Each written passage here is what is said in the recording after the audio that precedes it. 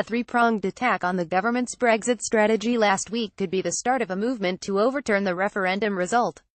A Northeast political expert wondered if this could be behind moves which first saw a Freedom of Information request to Theresa May by London lawyer Jessica Simmer QC.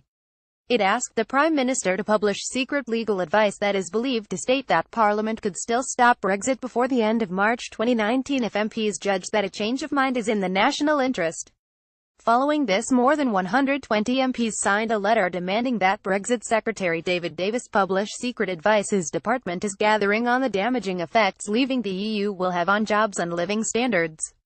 And finally, former Liberal Democrat leader Nick Clegg has written a book in which he said MPs were duty-bound to reject a poor deal and believed the UK could instead stay within some limited form of EU membership. Dr. Martin Farr, of Newcastle University, said it could be an attempted movement, a kite-flying exercise to see if there is sufficient breeze. But I can't see it having long-term consequences. It would mean a big change of public opinion and there is no evidence of this. The prevailing mood seems to be for the government to get on with it.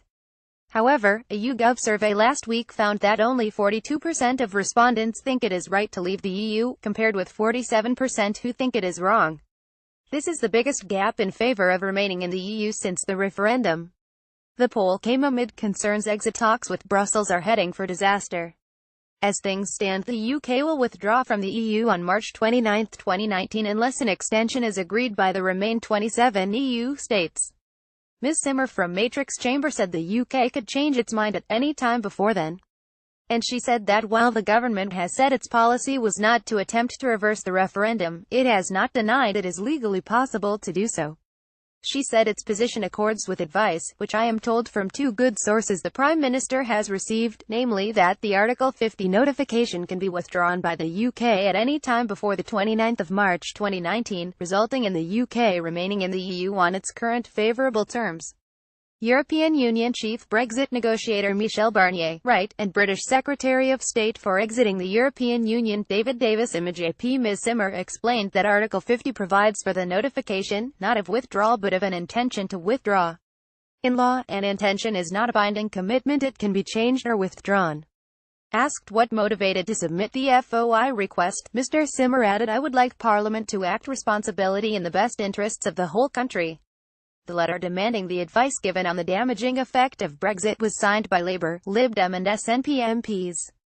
It said leaving the European Union will have a huge impact on our economy for generations to come.